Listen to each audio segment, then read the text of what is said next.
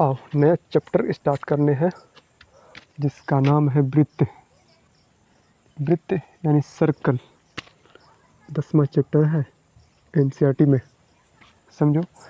तो वृत्त के बारे में हम लोग सबसे पहले समझते हैं कि वृत्त होता क्या है।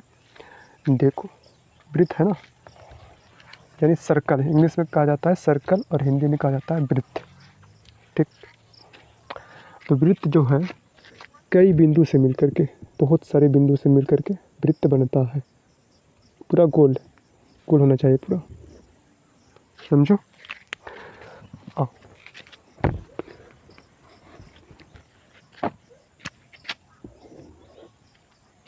मोटा मोटी समझो, ये वृत्त है, ठीक। यहाँ पे होता है रेडियस, पढ़ा होगा 9th क्लास में, ठीक। ये हो गया सेंटर और यहाँ से यहाँ तक रेडियस। तो रेडियस जो होता है, त्रिज्या जो होता है, बहुत सारा होता है इस बिंदु से, इस सेंटर से, ठीक है। सारा ये जो है यहाँ से यहाँ तक का लेंथ, तो सब का लेंथ जो है सेम सेम होना चाहिए। 5 सेंटीमीटर, 5 5 5 5 सारा 5 होना चाहिए, मतलब चपटा इस टाइप से नहीं होना चाहिए। देखो ये सतह जो पेंदी है ना इसका, तो ये भी क्या है, वृत्त है। देखो और दिखाते तुम्हें, साइकिल का पहिया हो गया, ये तुम्हारा वृत्त है, ठीक है। इसका नीचे वाला पेंदी, ठीक। तुम्हारा रोटी हो गया, मतलब थिकनेस ना पतला होना चाहिए, नाक के बराबर होना चाहिए। तुम्हारा पेज हो गया गोल सा, वो भी क्या है, वृत्त है, सर्कल है। तुम्हारा घड़ी हो गया, तवा हो गया।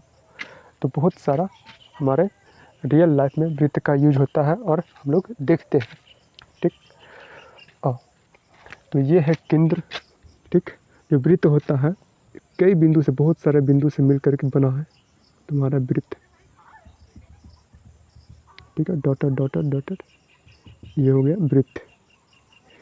इसको बोला जाता है, जैसे ना ये गोल है, इसको जब खींचोगे तो वो होता है परिधि, परिधि कहलाता है, ठीक। क्षेत्रफल यानी कि इतना एरिया में जो, मतलब जितना एरिया में ढका है ना, ये हो गया क्षेत्रफल, एरिया।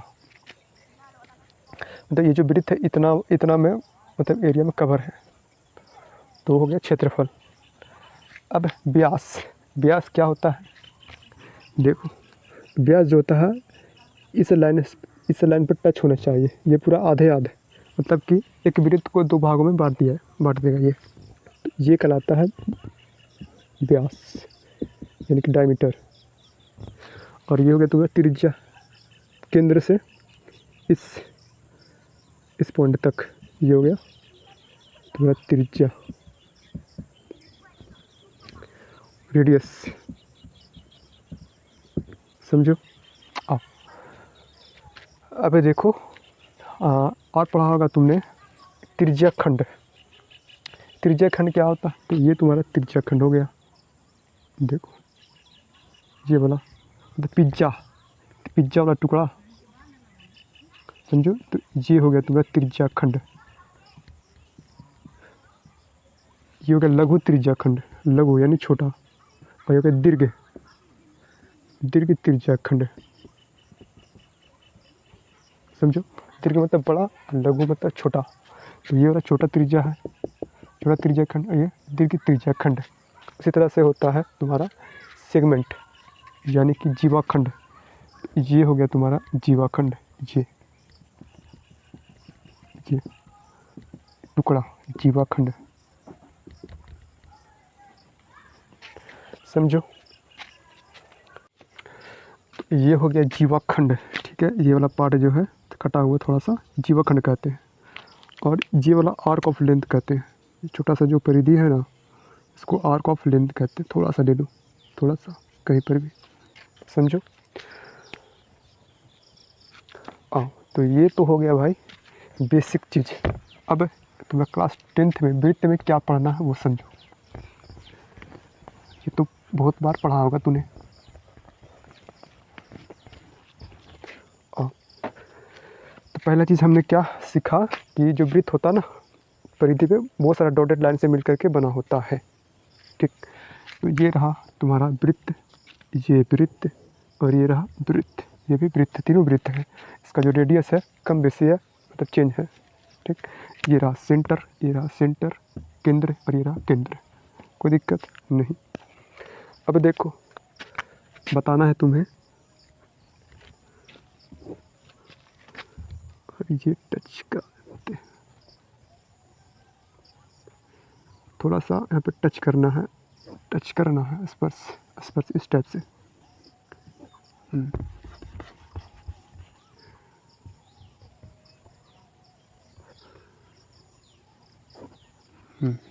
अब ठीक है।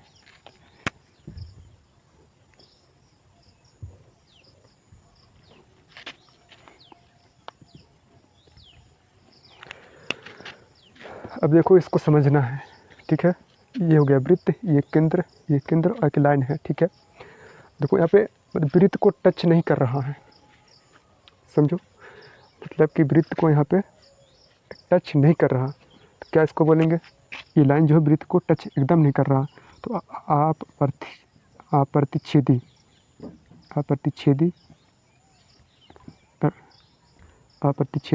लाइन, अप्रतिच्छेदी रेखा लाइन, ठीक। इसमें देखो यहाँ पे जो वृत्त को छेद दे रहा है, ठीक है, इस यहाँ पे छेद दे रहा है, यानी कि इसको बोलेंगे प्रतिच्छेदी, छेदक रेखा या फिर प्रतिच्छेदी रेखा। तो प्रतिच्छेदी रेखा या फिर कहेंगे हम लोग छेदक रेखा, छेद दिया है, ठीक है, इस वृत्त को छेद दिया है, समझो। यहाँ पे 2 पॉइंट बन रहा है, इसमें देखो छू के निकल जा रहा है, ये जो लाइन है सिर्फ छू रहा है, इस पॉइंट को सिर्फ छू रहा है। तो वृत्त जो होता है कई बिंदु से मिलकर के बना होता है, ठीक, डॉटेड से, तो यहाँ पे छू दे रहा है, मतलब स्पर्श कर दे रहा है, यहाँ पे स्पर्श रेखा, ठीक है, इंग्लिश में बोलते हैं टेंजेंट लाइन, इसको बोलते हैं टेंजेंट लाइन। अब समझो कि अगर देखो मतलब कि एक वृत्त में हमारा बहुत सारा टेंजेंट बन सकता है, बहुत सारा स्पर्श रेखा बन सकता है। अगर यहाँ पे पॉइंट लेते हैं तो ये लाइन बन गया, ठीक, यहाँ पे ले लेते हैं तो ये लाइन बन गया, ये लाइन बन गया, ये छू के निकल गया, बहुत सारा छू सकता है। तो किसी भी वृत्त में बहुत सारे स्पर्श रेखा हो सकते हैं, लेकिन एक वृत्त में एक पॉइंट से एक ही तुम्हारा स्पर्श रेखा बनेगा, मतलब इससे तुम्हारा ये तुम्हारा स्पर्श रेखा नहीं है, छू के निकलना चाहिए, ठीक है, सिर्फ छू के निकलना चाहिए, समझो। तो क्लियर हो गया ना। क्लियर ये होना चाहिए कि एक बिंदु से, अगर किसी वृत्त में एक बिंदु से एक स्पर्श रेखा होता है, और किसी वृत्त में ये एक वृत्त में हमारा बहुत सारे स्पर्श रेखा बन सकता है, अनंत, ठीक है, अनंत स्पर्श लाइन बन सकता है। तो क्लियर हो जाना चाहिए, ठीक है।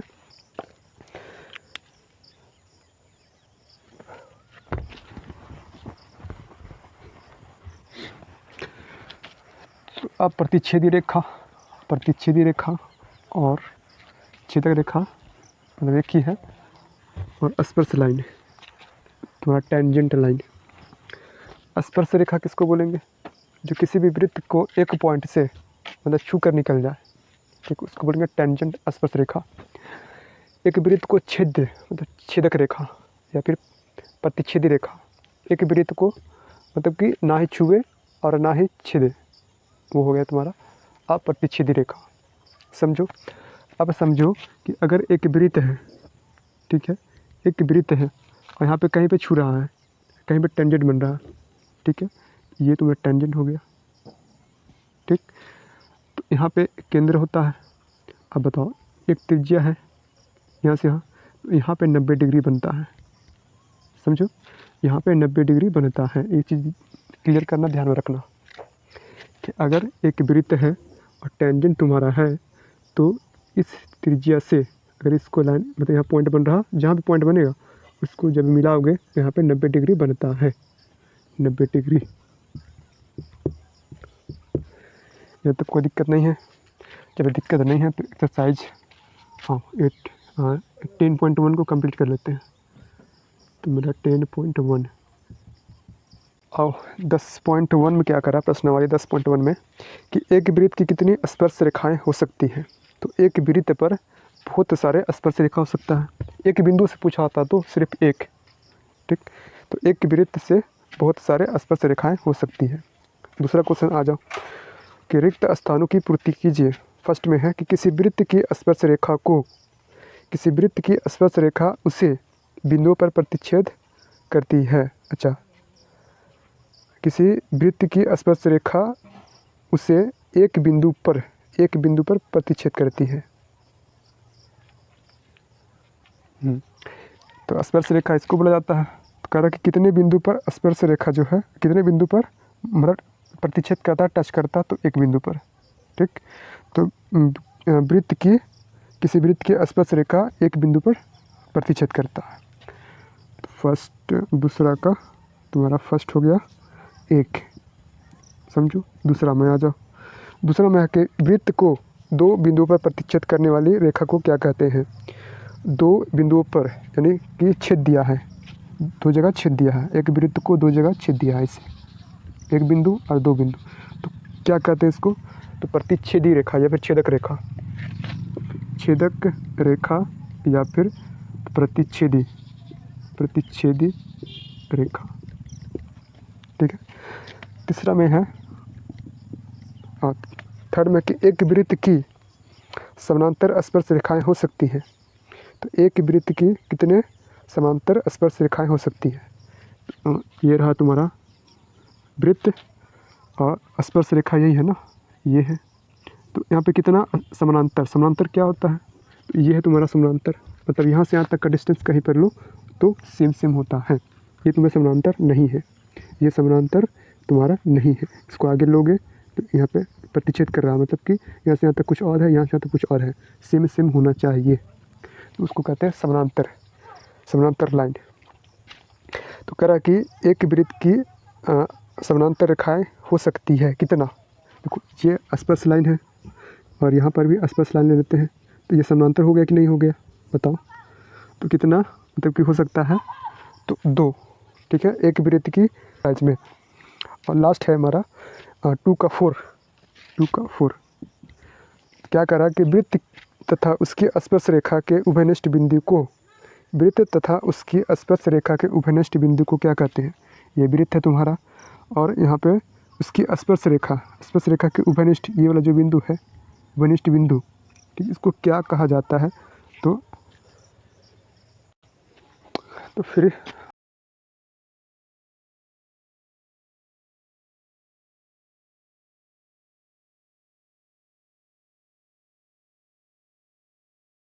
समझो।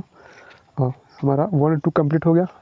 थर्ड में देखो, तुम्हारा 3 सेंटीमीटर त्रिज्या वाले एक वृत्त के बिंदु P पर स्पर्श रेखा PQ केंद्र O से जाने वाली एक रेखा से बिंदु Q पर इस प्रकार मिलती है कि OQ 12 सेंटीमीटर है और PQ की लंबाई पूछ रहा है। ध्यान दो, कह रहा है एक वृत्त है, ठीक है, वृत्त है, तो क्या दिक्कत है।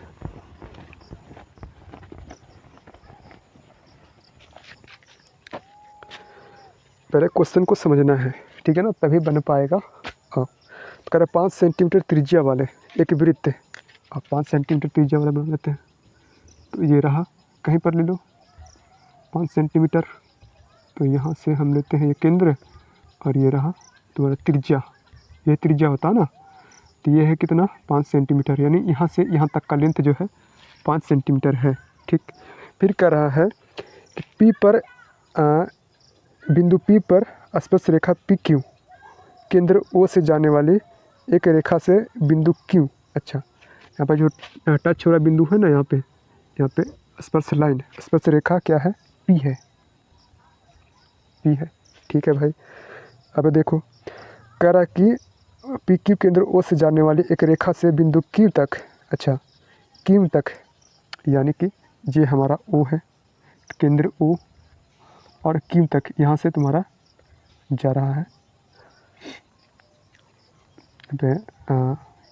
Q। तो कह रहा है भाई साहब कि OQ, अच्छा OQ ये कितना है, तो 12 सेंटीमीटर है, 12 सेंटीमीटर है यहाँ से यहाँ तक का लेंथ, समझो।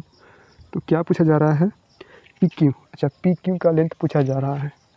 बहुत ही आसान है कि नहीं, कैसे आसान है भाई साहब। देखो ये तुम्हें दे रखा है एक त्रिज्या, एक वृत्त की त्रिज्या कितना है 5 सेंटीमीटर, तो ओ हमारा केंद्र है और एक बिंदु है P जो कि स्पर्श रेखा है, स्पर्श लाइन है, ठीक है, और ओ क्यू का जो है 12 सेंटीमीटर दे रखा है। तो पूछा जा रहा है कि पी क्यू का लंबाई कितना होगा, वो हमें बता ही दो। बता ही देते हैं, इसमें कौन सी बड़ी बात है। तो हमने जस्ट अभी पीछे देखा कि अगर यहाँ पे स्पर्श लाइन यहाँ पे है बन रहा है एक बिंदु पर, तो एक त्रिज्या लेते हैं तो यहाँ पे 90 डिग्री बनता है, 90 डिग्री, और इधर भी 90 डिग्री, ठीक।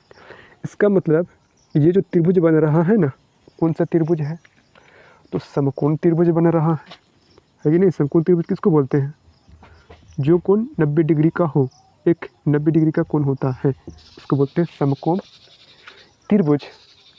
हमें क्या ज्ञात करना है, तो पी क्यू निकालना है। तो अगर देखो समकोण त्रिभुज में क्या होता है कि अगर दो भुजा दे रखा है तो तीसरा भुजा हम इजीली निकाल सकते हैं। कौन सा फार्मूला से, तो पाइथागोरस थ्योरम से, पाइथागोरस प्रमेय से। पाइथागोरस यूज सिर्फ इसी में होगा और कोई सा भी त्रिभुज में नहीं होगा। तो पाइथागोरस पढ़ा है बहुत बार, याद करो किसे पढ़ा है, ट्रिगोनोमेट्री में 8.1 में इसी का जिक्र होता था वहाँ पे, ज़बरदस्त यूज किए हैं वहाँ पे, तो बनाए हैं बहुत सारा वहाँ पे निकालना। तो ये निकाल दे पी क्यू, बोलो ऑन राइट बनाते हैं। क्वेश्चन नंबर है कौन सा भाई, देख लेते हैं। क्वेश्चन नंबर 3, ये रहा क्वेश्चन नंबर 3। तो दिया है, क्या दिया है, 5 सेंटीमीटर त्रिज्या वाले, 5 सेंटीमीटर त्रिज्या वाले एक वृत्त जिसका केंद्र O है और तुम्हारा ओ क्यू बराबर 12 सेंटीमीटर है, इतना चीज़ दे रखा है। तब पाइथागोरस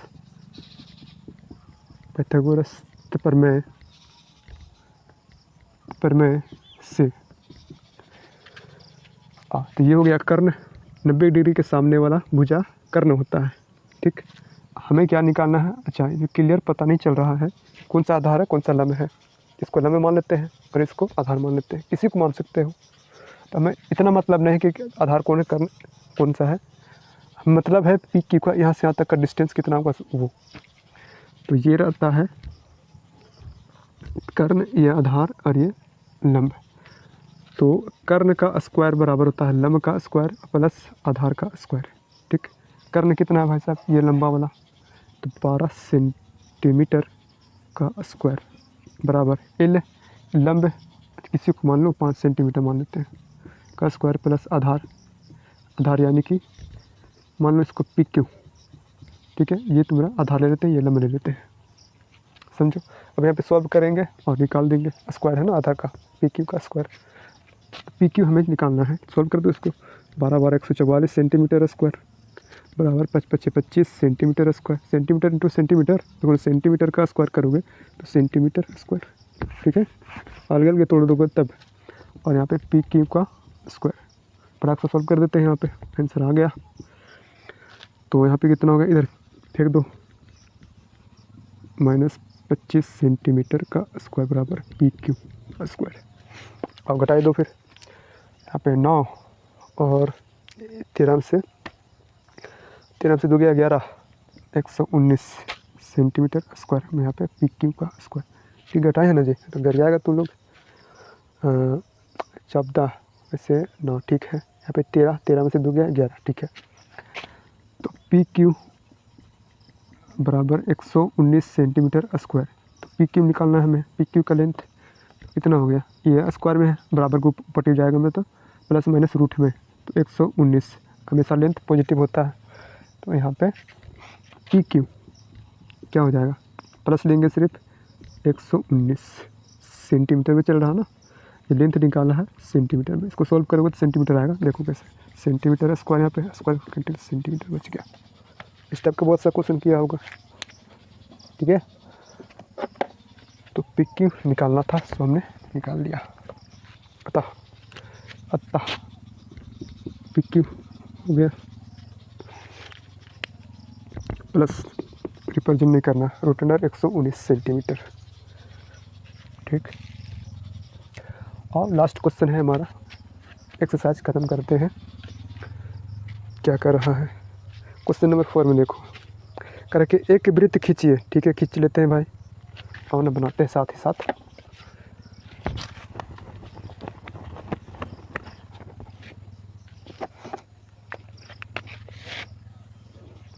जैसे जैसे कर रहा है वैसे वैसे कर देते हैं, तो मज़ा ही आएगा हमको करने में। एक वृत्त खींचिए। लो भाई खींच लेते हैं वृत्त। कर आगे एक दी गई रेखा के समानांतर दो ऐसी समान रेखाएं खींचिए, उनमें एक स्पर्श रेखा और दूसरी छेदक रेखा हो। कोई बात नहीं, छेदक रेखा क्या होता है, तो छेद देता है, दो जगह छेद दिया, तो ये क्या हो गया, छेदक रेखा।